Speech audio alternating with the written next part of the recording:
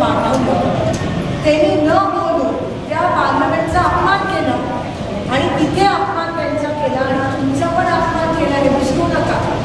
न बोलून तुमचा अपमान केला. एवढं काय 5 वर्ष बोलू शकत. मला विधानसभेत जेव्हा जेव्हा संधी मिळते तेव्हा तेव्हा मी बोलते, हे खुलास बोलते.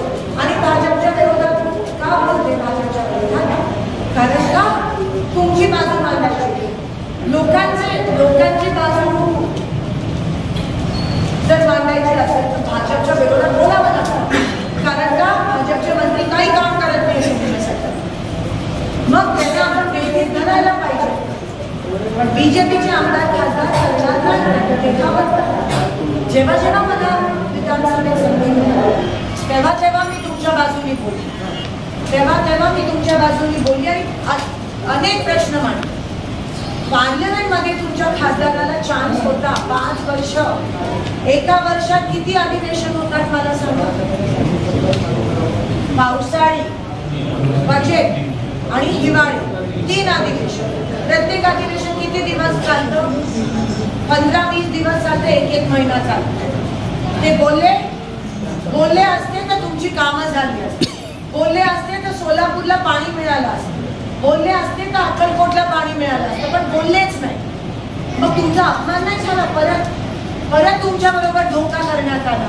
मग निवडून देऊन काय उपयोग जर बोलणारच नाही आहेत तर? आणि काय बोलायचं? फक्त मागायचंय तुमच्या बाजूने, फक्त तुमच्यासाठी मागायचं. आणि एवढा जर पुन्हा पुन्हा पुन्हा तुम्हाला विश्वासघाती होत असेल तर पुन्हा तुम्ही भाजपला मतदान करणार आहात. म्हणून मी सोपं गणित तुमच्या समोर मांडते. मी माझ्यासाठी मतदान मागायला आली नाही, मी तुमच्यासाठी मतदान मागणार. तुमची लढाई आहे, आपल्या सगळ्यांची लढाई आहे. मला तिला माझ्या लोकांनी निवडून दिलं 4 मतांनी, कारण का मी काम करते. आणि मतदान कामावर झालं पाहिजे, धर्मावर नाही. मतदान कामावर झालं पाहिजे, धर्मावर. कर्म महत्वाचं आहे, धर्म नाही. धर्म असेल पण इलेक्शन मध्ये नाही. आणि कोण लोक धर्म वापरतात इलेक्शन मध्ये? जे काम करत नाही ते धर्म वापरतात. भाजपचा उमेदवार जर तुमच्या इथे आला, तुम्ही एकच प्रश्न त्याला विचारा, त्याची बोलती बंद. मागच्या 10 वर्षात सोलापूरमध्ये भाजपच्या खासदारांनी काय केलं आम्हाला लेखा जोखा ते त्यांनी बोलूच शकणार नाही. त्यांनी परत शिंदे साहेबांवरच येईल. तेवढंच आहे त्यांचं काम. किंवा धर्म जातपात वापरेल आणि तुम्हाला तोडण्याचा प्रयत्न किंवा इमोशनली ब्लॅकमेल करण्याचा प्रयत्न करेल. तुम्हाला ठरवायचं. ज्या माणसाने, ज्या शिंदे साहेबांनी धर्म जातपात कधीच केली नाही, तुम्ही त्यांना जेव्हा जेव्हा निवडून आणलं तेव्हा तेव्हा त्यांनी काम केलं. आणि ज्या माणसांना धर्म जातपात बघून निवडून आणलं ते काम करत नाही. तुमच्या समोर 2 उदाहरणं. अजून किती तुम्ही फसला? आणि मी फक्त काम करते. काम करणं माझा धर्म आहे. मी दुसरं काही करत नाही. आणि मी घाबरत नाही मोदींना, ईडीना मी घाबरत नाही. मी बोलते बीजेपीला, कारण का मला तुमची कामं करायची. मग जर तुमच्या बाजूने लढायला, तुमच्या बाजूने काम करायला लोक आहेत, काँग्रेस आहे, जर तुम्ही आम्हाला धुंडून बीजेपीला मतदान केलं तर नुकसान कोणाचं आहे?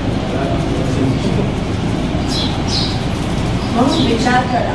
अजून एक महिना तुमचा काय काय मतदार असतात ज्यांनी अजून ठरवलं नसतं, काय काय मतदार असतात जे ठरवलेलं आमचं ठरलं, आणि काय काय मतदार असतात जे करतात बीजेपी. बीजेपीच्या मतदारांना पण मी सांगते, देशाला कीड लावताय की लोक. तुम्ही जर देशाला पुन्हा एकदा त्या किडीत सामील झालात, नुकसान तुमचं आहे. मग एकीकडे रोजगार करणार, तुम्हाला काम देणार नाही, तुम्ही उपाशी मरणार, आणि हे लोक फक्त धर्म जातपात करतात. तुम्हाला काय पाहिजे? कामासोबत राम करा ना. म्हणजे शेतकरी उपाशी मरतायत आणि ह्यांना फक्त हेच सुचतंय की जाती जातीमध्ये तेढ निर्माण करणं, सोलापुरात येऊन किंवा इथे येऊन खिंडी पसरवणं, की हे बोलले ते बोलले, तेवढंच करतायत. आणि तुम्हाला कळायला पाहिजे की त्यांना असं त्यांनी केलं नाही. ते इथे त्यांनी जय श्रीरामवर जर राजकारण केलं, त्यांना सांगा राम आम्ही आधीपासून मानतो, तुम्ही कोण सांगा आलात आम्हाला सांगायला. आपण राम राम पाहुणं बोलतोच की, आपण रामकृष्ण हरी बोलतोच की, तुम्ही कोण आलात आम्हाला शिकवायला?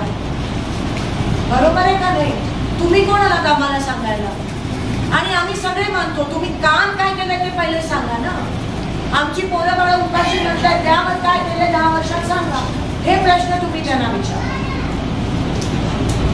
आणि मग बघा ते कसे गप्पा बसतात. त्यांना तुम्ही वाढवू शकता, आम्ही ना. आम्ही विरोधक कमी करणार, पण या जनतेने पण त्याच्या एक चक्रात मारली पाहिजे. असे प्रश्न विचारू, आपण विचारत नाही.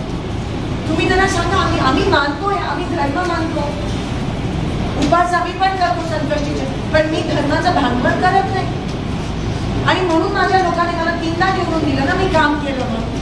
तुम्ही नेहमी काम करणाऱ्या लोकांना पाठीशी राहता, आता काय झालं?